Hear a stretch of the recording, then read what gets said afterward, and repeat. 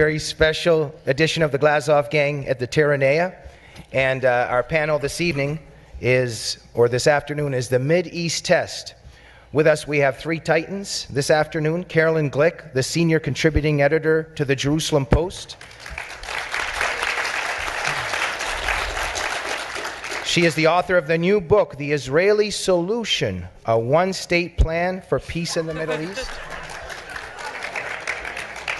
Get this book. Does everybody have it? Murray, have you read it? 20 copies. Excellent, excellent. And the one and only, backed by popular demand, always Robert Spencer,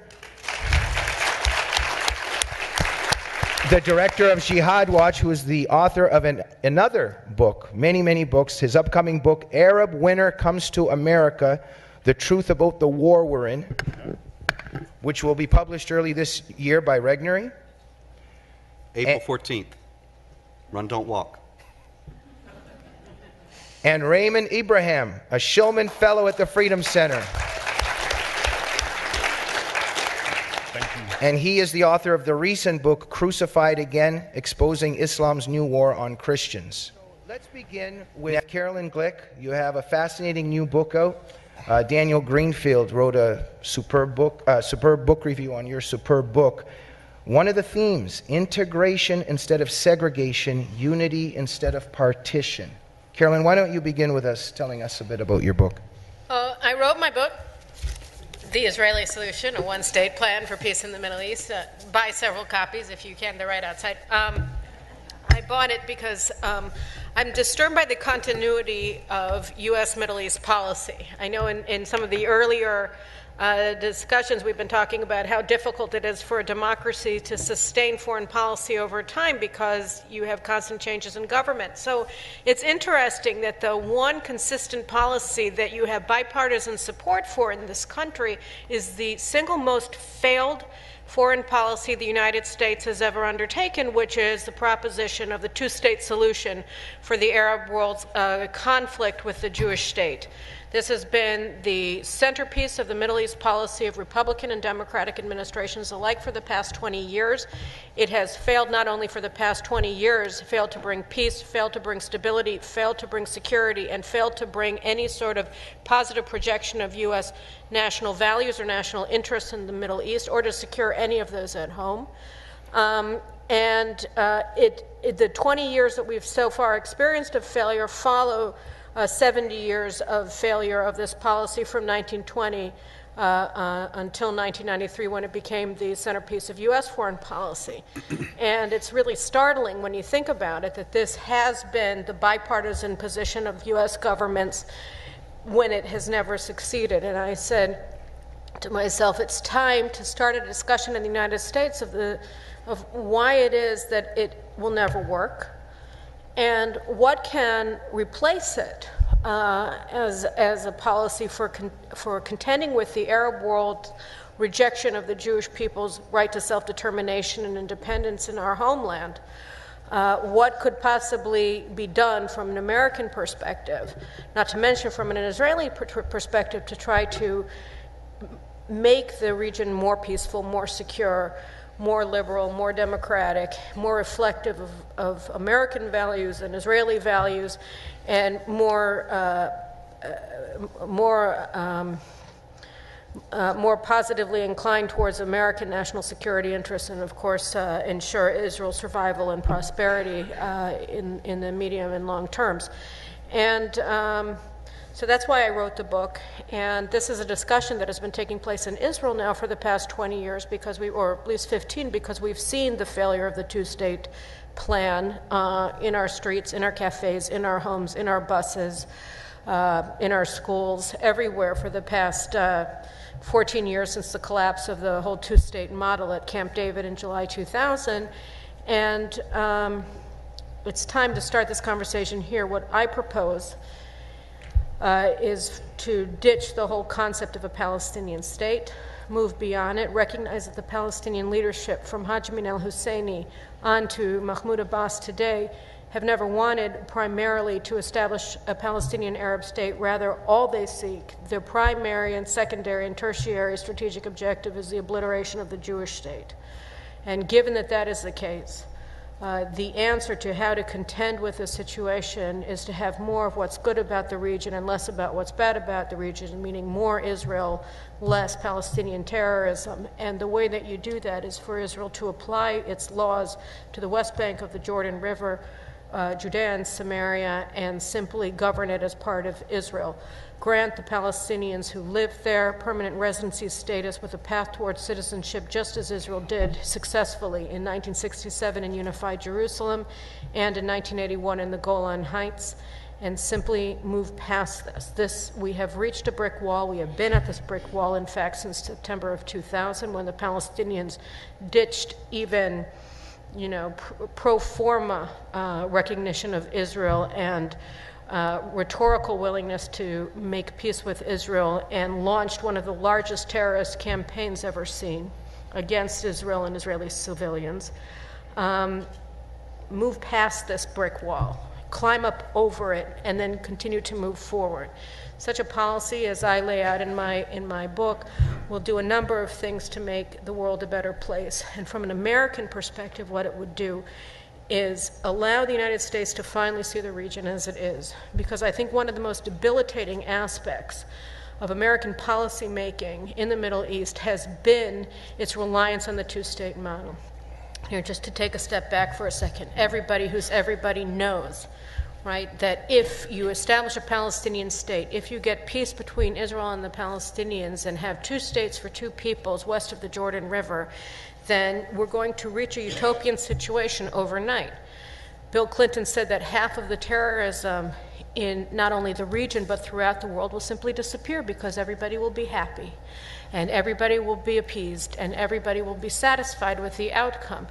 Other American leaders on both sides of the aisle have said similarly nonsensical, absurd things about the concept of a Palestinian state being a panacea for all of the region's ills. And as long as you maintain faith with this policy that is based upon the imagination of people rather than the world as it actually is, you're never going to be able to understand the region. Because what this concept of Palestinian statehood being a panacea for all of the region's ills really does is place all of the guilt for all of the region's problems on Israel. Because it says, wait a minute, if everything is going to be better if there's a Palestinian state, and if it's only Israel that's a primary obstacle to that, because Jews have property and exercise their rights to their property in Hebron, in Jerusalem, in Shiloh, in the areas that have been the homeland of the Jewish people since the time of Joshua, then obviously Israel is the only actor in the region that it's relevant for anybody to pay attention to. And the biggest enemy of the United States of America in the region is not jihadists, it's not Iran, it's not regimes that promote the annihilation of the United States of America. It is the Israeli right wing. It is the Likud party. It is the Jewish Home Party, because they are insisting that Israel shouldn't renounce its rights and its control over Judea and Samaria and Jerusalem.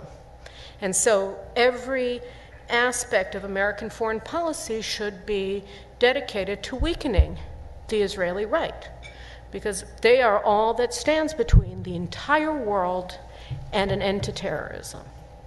And obviously, if that's your position, and that has been the position of successive American administrations, then you can't understand anything about the Middle East. If the only actor responsible for the problems of the Middle East is your greatest ally, right, then why do you care about the nature of Iraqi society, of demography?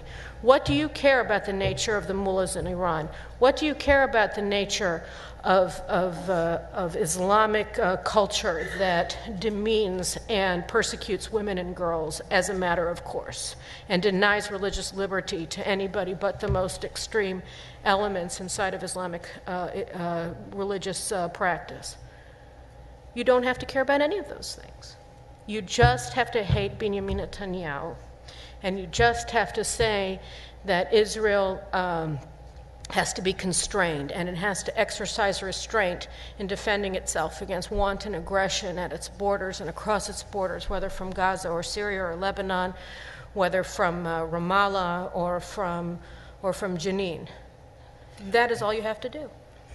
Thank you very much, Carolyn. We're going to get back, obviously, to many of the themes of the Israeli solution. We want to talk about the other two gentlemen's books as well. But before we move forward, Robert and Raymond, just some of your thoughts also from your angles and your professions on Carolyn's work. Raymond, why don't we start with you very briefly on Carolyn's Israeli solution? In the context of, well, much of the work that I do, of course, writing about Christian persecution, I actually, the one correlation I'd like to discuss in regards to Israel is if you look at the Christian persecution, I write about it, and it's really one of the great, if not the greatest, human rights crisis that you will not hear about, of course, because of the media.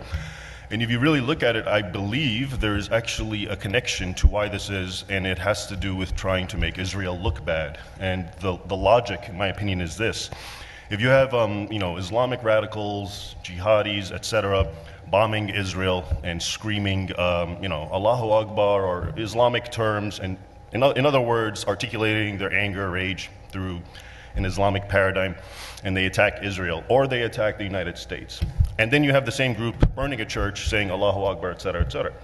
If you look at the first two, let's stick with Israel, that's not a problem for the media to at all discuss. Why? Because the Muslims or the radicals are the underdogs, and Israel is militarily obviously stronger. And so there's no problem for the media to show the truth of the jihadi rage, because if anything, it's portrayed as proof positive that the Palestinians are suffering. Look at how angry they are, and they have no choice. They're just frustrated, and they're expressing their anger through Islamic terms, etc., etc. And I think you can get away with that, and this is why it's not a problem. But when you come to, for example, these attacks on Christians by the same groups, by these Islamic radicals all around the Islamic world, in every single Muslim country where there are Christians, North Africa, the Middle East, Asia, East Asia, Sub-Saharan Africa, all around, we're talking different races, and we're talking different languages, different socioeconomic, political circumstances in all these Muslim countries, and yet you find the same exact pattern, which is churches are being burned, they're being bombed, they're being outlawed by the governments themselves, they're not being given permits. Muslims who want to become Christians are killed as apostates. Christians are attacked and killed because they supposedly blaspheme against Islam, or because they talk about Christianity in the context of proselytism and they're attacked, etc., etc. So the point is, if the media shows this sort of attack that's nonstop on Christians, I think they're afraid that people will begin to connect the dots and understand that, well, maybe what's happening with Israel is actually part of this Islamic supremacism that we are seeing all around the world with religious minorities who are not Muslim. And I think I bring this up in connection, of course, with Caroline's, because I think you think of them as disparate scenarios, disparate conflicts. Israel, the Arab-Israeli conflict, Christian persecution. They're really not. And the theme that I'd like to bring out is to let people know that it is the same animus that drives Muslims and radicals and jihadis to burn a church is the same animus, of course, that drives the rage and anger and jihad against Israel. But because, as I call it, Christian persecution is the Achilles heel of Islam's image in the West, because there's no excuse for it. Like I was saying, if you talk about the attacks on Israel, it's rationalized away, well, they're the weaker underdogs. But now when you have, let's say Copts, Christian Copts in Egypt, or Syrians, same race, same language, same nationality, they look the same as the other Muslims, but they're being killed. Why? Because they're Christians. You can't now get away with the grievance. If anyone has a grievance, it's the Christians. So I think the mainstream media is trying so hard to eliminate this, human rights tragedy that's going on, and a lot of it has to do with because they want to maintain the narrative, which is basically Muslim rage is a product of Israel. And once you get the truth out, which is Muslim rage is actually a product of Muslim rage, and everyone's being attacked, and then you start connecting the dots, I think that entire edifice, that narrative might crumble, and I hope to see that happen. Me too. Yeah. Thank you. Robert Spencer, you have been very nobly and stoically silent. We were told at the time of the withdrawal from Gaza that it would bring peace. And you may recall that the mainstream media, as well as the United States government and the European Union and many other entities, were completely committed to the idea that if Israel withdrew from this area, then the cause for war would be taken away, peace would ensue, Palestinians would go about their business and restore normal lives in Gaza, and it would become the paradigm for further peace settlements based evidently on further withdrawals by Israel that would bring about a complete and lasting peace for the entire region. You may recall that this was believed on so fervently by so many people of influence that Mortimer Zuckerman, the publisher, actually bought the greenhouses that Israelis had constructed in Gaza for $14 million and gave them to the Palestinians so that they would have gainful employ once the Israelis were gone and would not languish in the alleged poverty in which they allegedly suffer. And instead, immediately, the Palestinians gutted the greenhouses and used them as the outposts of weapons smuggling tunnels from Sinai. This was, I think, the real paradigm of all of these negotiated peace settlements, that they are stepping stones for Islamic jihadis to attain their final goal, which, as Carolyn said, is the obliteration of Israel, because it's in the Quran. And it always comes back to the Quran because these people believe in the Quran, and they think the Quran is the unalterable and perfect word of the Supreme God, who has told them in chapter 2, verse 191, slay them wherever you find them and drive them out from where they drove you out. Drive them out from where they drove you out. Now, of course, you are undoubtedly aware that it is a staple of Palestinian jihadist rhetoric on Hamas television and even from people like Mahmoud Abbas, who are supposed to be moderate, that the Palestinians were driven out of their homes by the Israelis in 1948, when in reality they were told to leave by the Arab leaders, who promised them that once Israel was obliterated in a matter of weeks, they would return to their houses. It didn't happen that way because they ended up losing the war. But they left of their own accord. They were not driven out. Nonetheless, because it is taken as axiomatic that they were driven out, this passage of the Quran becomes the foundation for an absolute religious imperative, a duty before God, to drive out the Israelis in the same way. And that is not subject to negotiations. That is not subject to a peace settlement brokered by an American president or anyone else. It will never be set aside. And so a two-state solution would work in exactly the same way. It would become a Palestinian state. And remember, even more insidiously, that Barack Obama has called repeatedly, as did George W. Bush. This is bipartisan cluelessness. Barack Obama has called repeatedly for a stable and contiguous Palestinian state, which would mean either that Israel would be no longer contiguous, but would be bisected by some sort of corridor between Judea and Samaria and Gaza, or that Israel would be very, very substantially diminished from its already tiny size, so that the contiguity of the Palestinian state could be secured.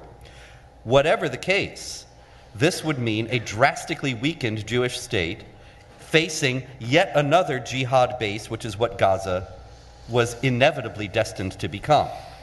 The lessons from history are being continually ignored, and the lessons from the manifest ideology that these people hold to are being ignored, because the American foreign policy establishment and the American media and the American Islamic advocacy groups have successfully convinced the U.S. government that to investigate and to study and to understand and especially to base policy upon a full understanding of the ideology of these jihadis would be hateful, bigoted, Islamophobic, and somehow endangering innocent Muslims in the Palestinian areas as well as in the United States and in the rest of the world. And this then becomes the foundation of a series of foreign policy errors and missteps that keep on being made. And one of the most curious things about it is that the analysts who keep making these mistakes and keep on failing never are subject to any kind of accountability, but keep getting appointed and reappointed. Witness the return of Samantha Power and Robert Malley recently, both viciously anti-Israel advocates who were in Obama's campaign and then were released under pressure when their anti-Israel stands came to the fore, and now have been reinstated and are in positions of great influence. The same mistakes will keep being made, and the same results will keep on happening. And so there is a drastic need for a new solution, such as in Carolyn Glick's book, The Israeli Solution, available outdoors. Hey, Thank you. I'm just going to ask Can I the add a panel. quick thing? Absolutely. I just want to ask the panel, keep your words of wisdom not too long, but also not too short. But we want to cover a few more topics, but just a little bit briefer. I want to go to Carolyn, but Raymond, you wanted to... Actually, I wanted to add one more quick thing about what we're talking about, which is basically Israel and Islam. And my first book, which is called The Al-Qaeda Reader, just to give you a quick recap, because I think it's very important to what we're talking about. In 2005, I was working at the Library of Congress in the Middle Eastern Division, and I was working with Arabic texts. And at the time, I was also at Georgetown University. So I was very much a product of the narrative that we are all now against, because I was conditioned into this, and I sort of believed what I was hearing. And what got me is, then I finally found in Arabic written tracts by Al-Qaeda that were never translated into English or disseminated to a Western public, and they were just sent to Muslims. And when I read them, what got me was the great contradiction between what they were saying to Muslims and what they were saying to the West, the stuff that was being translated and disseminated by BBC, CNN, and so forth. All of those things were about Israel. They were about grievances. It was all about, we attacked you because you're attacking us because of the great injustices of Israel, et cetera, et cetera. It was that narrative which made so much sense from a Western mentality, because it fit the paradigms that we are all used to. When I came across the Arabic stuff, though, it was all doctrine. It was all, what does Islam teach? There was not a word about grievances, and it was all about, there was even Osama bin Laden, one excerpt, which I'll paraphrase. He basically says, even if all of these people, including Israel, give us everything they want, and every complaint we have, and they give us land, etc., and concessions, they are still our enemies, and we are obligated to give them three choices. Basically, convert, live as dhimmis, or third-class subjects, or the sword. And I think it's very imperative to understand that is exactly how they see it. They give us the one message, which is grievance. It's the model that we can understand, which is we're suffering, we're reciprocating, et cetera, and that one is, of course, dominates political discourse, and that's the one that's disseminated by the powers that be. But underneath that current is the reality, which is you are the enemy, you're damned if you do, damned if you don't, and that goes especially for Israel. And I think it's very important to keep all that in mind. Okay, thank you, Raymond. Carolyn, sometimes I have to make myself invisible, especially when I see a wise person taking notes. So you have a few rejoinders? I just wanted to say a couple of things. First of all, regarding the bipartisan nature of the failure, I think that also points to a prospect, perhaps, if people get tired of failure, for a bipartisan pathway to success. And in terms of foreign policy more generally, not only regarding the Middle East. There is a lot of talk in conservative circles about the need to disengage, the desire to disengage, the weariness that we hear on both sides of the aisle. And I think that a country can be far less engaged on a day-to-day basis in foreign affairs if it has strong allies. And the stronger that a nation's allies are, the less that it itself has to do. And at base, from an American perspective, from an Israeli perspective, it's of course different because it's personal and it's Israel itself and not more extended interests, but the land itself, the existence and lives of Israelis. But from an American perspective, I think the foreign policy that I set out here, which is supporting a policy of a strong Israel, a strong democratic Israel, a pluralistic Jewish state, that is capable of defending itself by itself, with, of course, the support of its allies, but as a frontline state in the face of this Islamic jihad in the Middle East. It should be the basis of an overall American foreign policy, which is involving being able to discern between friends and foes, whether it's in Ukraine or Poland, Russia, China, Taiwan, Japan, and so forth, Colombia versus Venezuela, dissidents in Venezuela versus the regime. If you are good to your friends and you are bad to your foes, people will want to be your friends and they will not want to be your foes. The stronger your friends are, the less you have to do. And I think that this is a policy that is in line with American values. It's certainly in line with American interests, and it would be a breath of fresh air for the world as a whole if any American administration would embrace it as the basis for their foreign policy. Now, relating specifically to the issue of the Christians, I think it's important to note here that there is only one country in the Middle East whose Christian population has increased in recent years, and that is, of course, Israel. Another aspect, and I'm sure that it's going to relate to Robert's upcoming book, which I'm certainly going to buy a copy of and get an autograph, is that as a result of all of the revolutions in the regimes neighboring Israel, and particularly Syria, but also Egypt, you see an about-face among the Israeli Christian population, which is really remarkable, and it also shows just how dynamic and in flux the region as a whole is, and how in flux and dynamics people's own perceptions of their identity has become. The Christians were the progenitors and the chief champions of Pan-Arabism, because Pan-Arabism, which is deeply opposed to Israel's existence, gave Christian minorities in the Arab world a way out of the dimitude. Because if it was a question of Arab identity and of Pan-Arab identity, then the issue of religious distinctions was no longer the primary consideration. So you had people like Tariq Aziz, who was Saddam Hussein's foreign minister, and he was a Christian, and so on and so forth. So they were Pan-Arabs. Now with the rise of jihad in all of the Arab world, you see Christians in Israel suddenly saying, we're not even Arabs. We're Syrians. We're Armenians. We speak Arabic because we've been occupied by Arabs, not because we're Arabs. Don't call me an Arab.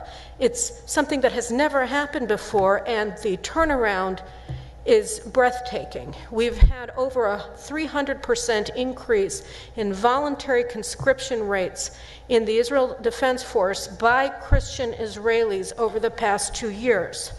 You've never seen a movement move so quickly, gain speed so rapidly in Israel as a transformation of the Christian Israeli community inside of Israel.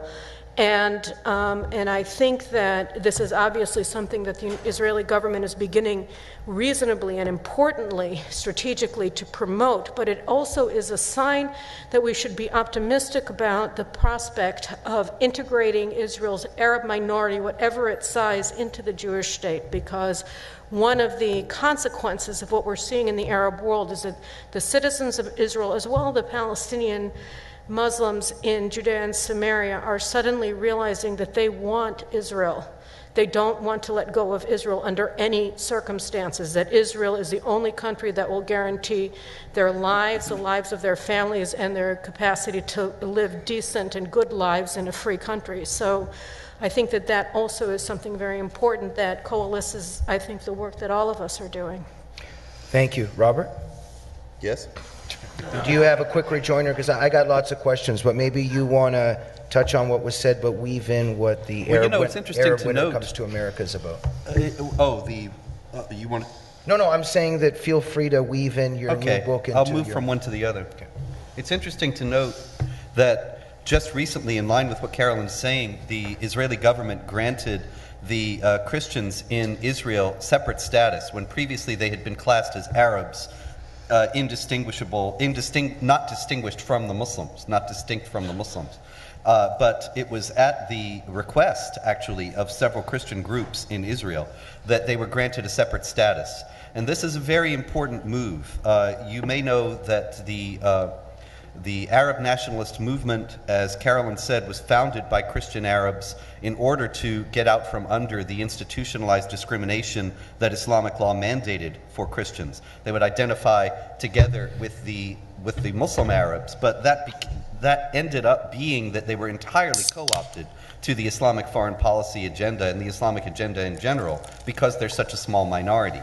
And so they ended up just being an adjunct that would reflect the Muslim perspective. But that has been changing, and the great historian Bat Yaor several years ago said that Jews and Christians needed to understand that they were both to be subjugated under the rule of Islamic law and denied basic rights in exactly the same way. And so the logical alliance would be Jews and Christians uniting against Islamic jihadis and against Sharia. And that is now what we actually see happening for the very first time in Israel today. And so it's a very momentous development, and one that we should all applaud and encourage in any way possible. As far as the domestic situation goes, it is still hopeless because, of course, it doesn't recognize any of these realities and doesn't acknowledge that a negotiated settlement would be entirely fruitless and would only encourage the jihad. Although, given Barack Obama's consistent foreign policy stance over all these years now, maybe he does know that it would only encourage the jihad, and that's why he wants it. Certainly he's been consistent in his support for Islamic supremacists and jihadis all down the line. But in any case, the biggest problem that the U.S. faces in regard to the Middle East is a complete lack of understanding of what it is dealing with. And then having the position of being the great power that is imposing this misunderstanding upon the Israelis to potentially disastrous consequences. And we have already seen that play out in smaller scales in the earlier peace agreements, but it's only going to get worse with the next one and whatever one follows that and so on, if there is a next one. The misunderstanding comes from an unwillingness or inability to face the beliefs, to understand the beliefs, to even examine the beliefs of the people who are arrayed against Israel and their friends and allies and sister organizations in the United States who are influencing United States foreign policy and have people in the State Department, in the Department of Homeland Security, and in the White House talking to Obama, talking to John Kerry and Hillary Clinton before him, and telling them that this is the way that they should go. And this has been part of a concerted effort. And this actually is what is the subject of my upcoming book, Arab Winter Comes to America, which will be available April 14th from Regnery Publishing at any self-respecting bookstore. And it details how the denial has spread and is so all-pervasive. I'll give you an example. Congressman Gohmert, who just spoke, he had a very hot exchange with Robert Mueller, who was then the director of the FBI, right after the Boston Marathon jihad bombing, which was April 15th, 2013. And he asked him if he was aware that the mosque, which was a mosque of the Islamic Society of Boston, that the brothers who had done the bombing, Tamerlan Tsarnaev and Dzhokhar Tsarnaev, if they had investigated this mosque. And Mueller said, well, yes, they'd been there for their outreach programs. And he said, well, yeah, but did you investigate the mosque? Were you aware that it was founded by Abdurrahman al-Amoudi, who's in prison for funding al-Qaeda? Were you aware that it was the mosque that was attended by Tariq Mahana, who's in prison for aiding al-Qaeda? Of Afia Siddiqui, who got an 86-year prison sentence for firing upon American troops? That it was involved in all these, it has all these jihad terror associations. Were you aware that al-Amoudi founded it? And Mueller had to admit that he was not. And they had only been to the mosque for outreach. Meanwhile, the Russians were telling the FBI that the Tsarnaevs were jihadis, but the Obama administration had already scrubbed in 2010 and 2011 all mention of jihad and Islam from any counter-terror training.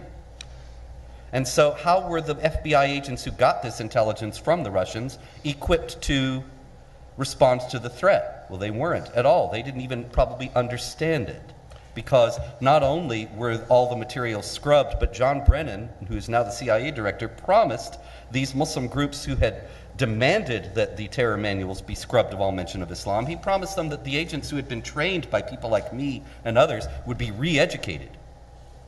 Re-educated, like Chairman Mao. Nidal Malik Hassan. Robert, can you just sum up quickly? Thank you. Very quickly.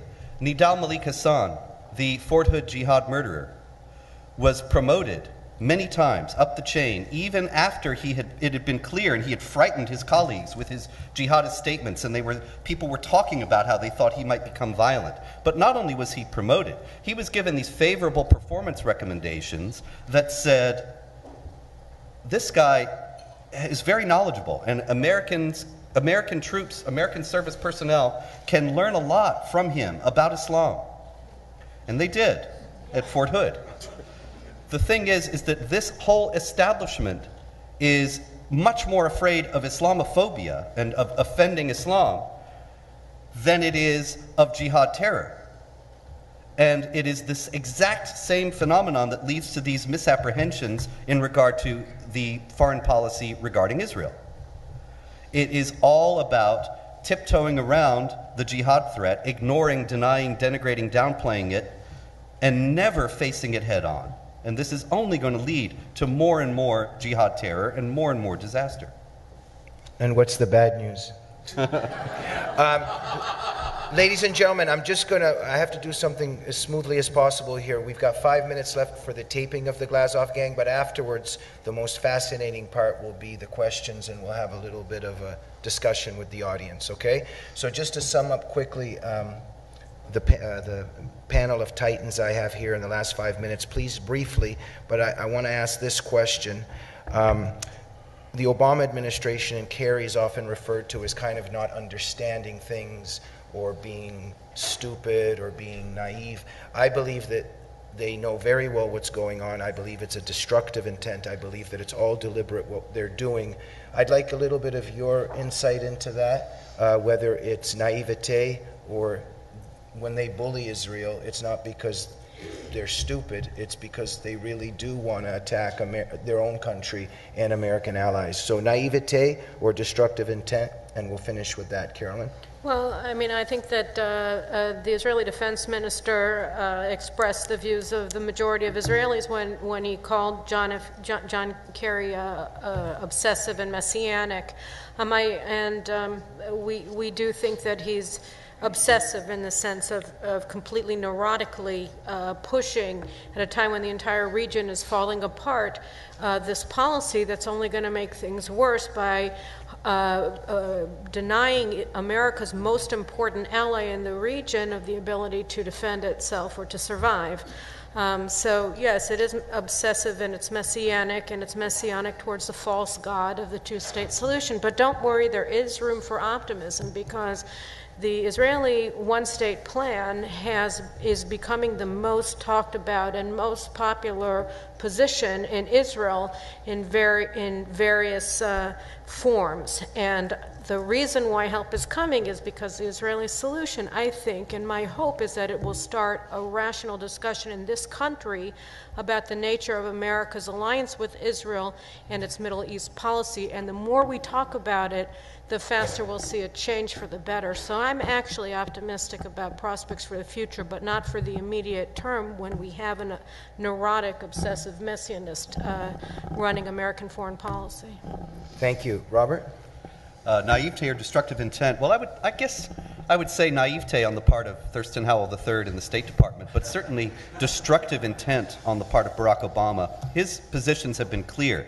His associations have been clear. All through his career, if you read The Post-American Presidency, the book that Pamela Geller and I wrote in 2009, you will see an entire chapter devoted, actually 2 chapters, to the associations that Barack Obama has had from the beginning of his career with Palestinian activists, people who were venomously opposed to Israel, and people who, like Samantha Power, who said that U.S. troops should be placed in the area to protect the Palestinians from Israel. And Zbigniew Brzezinski, who said that if Israel strikes the Iranian, or tries to strike the Iranian nuclear program, that American planes should fly up from Iraq and stop them. And these are the people advising Obama. These are the people who are Obama's friends. And there is nobody who is pro-Israel who is among Obama's friends or associates. No one. So I think that it's absolutely by design what he's doing. Robert, would it be fair to say that Obama is anti-Semitic? Well, you know, there is the notorious rude treatment that he gave to Benjamin Netanyahu at the White House a few years back, and the famous photo you may have seen of him with his feet up on the desk in the Oval Office while he's talking to Netanyahu on the phone. And of course, a man who has lived in a Muslim country knows what an insult that is. And so I think there's a good case you can make for it. To end this segment, but there will be more action. But last words of wisdom go to the Buddha of knowledge, Raymond Ibrahim. Thank you, Jamie. In regards to naivety or, well, intentional, when it comes to Obama, I definitely agree it's intentional and by design. And I say that because I share a lot with Barack. Well, actually, let me rephrase that. I come from a similar background, which is to say my parents immigrated from Egypt. I didn't know you were born in Kenya. No. Well, anyway, so my parents from Egypt, a little north of Kenya, came to the United States, and so I was born and raised here. We are Copts, and before you ask me which precinct I work for, Copts are actually the indigenous inhabitants of Egypt who are all Christian.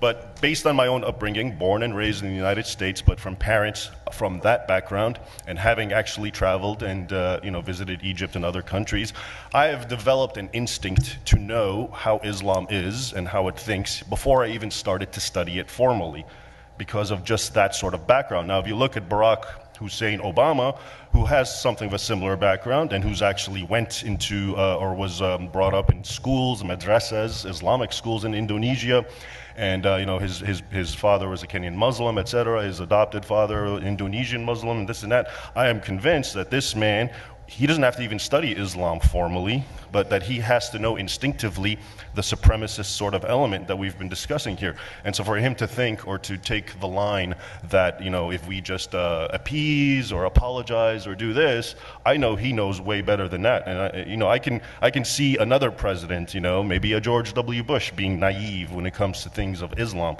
But I don't see that with Mr. Hussein Obama for these very reasons. And I'd like to add a final point, actually, very quick, something Caroline brought up. Speaking of occupation, we're always hearing about the occupation of Palestine and so forth. I don't think most people know. Again, my background is in history, and I had the great privilege of actually studying under Victor Davis Hanson and Bruce Thornton. Most people don't know this, and that's, of course, why I'm so brilliant. But having studied with these gentlemen history, what you find is, almost every Islamic country, what we call the Islamic world, was taken by the sword, by bloodshed, by force, by conquest. This isn't Islamophobic words. This is what is recorded in their own Arabic historical primary source texts, which they're very proud of. And so when you talk, we're always hearing occupation. Egypt is occupied, in my opinion. I was telling you, Egypt was indigenous Christians. There was also a large Jewish population on the eve of Islam in the 7th century and this and that. But all of North Africa to Morocco, Southwest Asia, you had areas like Turkey, of course, which was St. Paul sent most of his epistles there, and it was an ancient Christian nation. And so now we glibly call it the Islamic world because we are so ignorant, thanks again to the powers that be, in this case not so much the media, but academia, in that we don't even understand how did those countries become Islamic? And of course, it was through jihad and conquest, and technically, by any stretch, these places are all occupied, if you really think about it. And I don't see the difference. And so I think it's important to keep this in mind when we hear about the occupation of Palestinian territory, et cetera, et cetera. It should be good and helpful to juxtapose the fact that, all these other thousands of miles of lands that we call Islamic are occupied areas. And you have these indigenous groups who live there, whether they're Christians or other groups, who are being killed. And yet here we have, you have occupation and slaughter of the indigenous people, and not a word's being said, and everything is being looked at with the Arab-Israeli conflict. So I think it's important to keep that in mind for historical context. Thank you very much. Ladies and gentlemen, we've come to the end of this segment and also of the Glazov Gang. I just want to say, please support the Glazov Gang. I don't know if you watch it. It's on frontpagemag.com. But it's exactly, precisely, for even myself personally, why I started this show. Why isn't Carolyn? Why isn't Robert? Why isn't Raymond? Why aren't they on Anderson Cooper? Why isn't Chris Matthews interviewing them? When you find, when the media is saying that Tamerlan Tsarnaev did what he did because of brain damage or rap music, I sit there and I wait. When are they going to invite Robert Spencer or Carolyn or Raymond? And so the Glazov Gang is an attempt to get the voice out there and the other message out there. So please support it. It's on frontpagemag.com, or you can also go to jamieglazoff.com. But please press like on frontpagemag.com on Facebook, and press like on the Glazoff Gang on Facebook. It will be very helpful, and you can come to me afterwards and discuss what we're trying to do with our show. It was an honor and a privilege to have the three of you on the Glazoff Gang. Thank you. Carolyn Glick, Robert Spencer, and Raymond Ibrahim. The entertainment will have to be the next show, I guess. And thank you to all the people that have joined us for this segment of the Glazoff Gang, and to our viewers. We'll see you next week. Good night.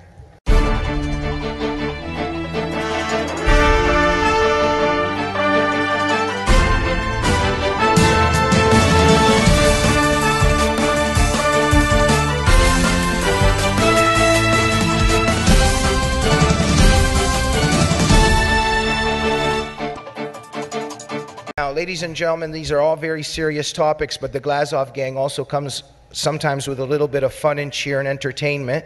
So in our second half, I think, if things go as planned, Raymond is a bodybuilder, and he might do some poses for us, right, Raymond? Robert, is it true that you used to play the saxophone? It is true. So something might happen, and Carolyn, you are going to sing Let It Be for us.